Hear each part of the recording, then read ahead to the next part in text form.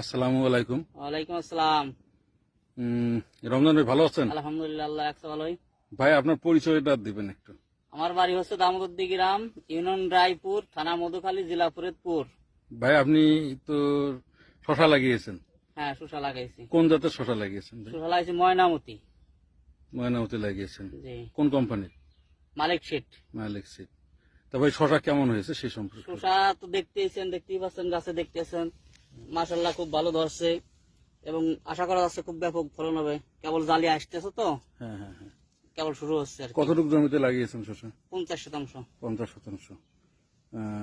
তাতে দেখে কালার বা রোগ না, বালাই কালার টালার তো মোটামুটি সবকিছুই ভালো দেখা যাচ্ছে। সবকিছুই ভালো দেখা যাচ্ছে। হ্যাঁ, এবং গাছের গুলো তো খুব ভালো, এটা দেখতেই পাচ্ছেন।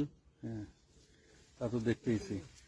আমরা একটু এই অমলদা বীজ ব্যবসায়ী, উনিও একজন সফল কৃষক ছিলেন আগে, উনি ব্যবসার সঙ্গে জড়িত হয়ে গেছেন। তো আমরা অমলদার কাছ থেকে কিছু শুনবো। উনি ওকে শশা দেখতে হয়েছে ময়নামতি, ওনার হাত দিয়ে বীজটা দেওয়া হয়েছে।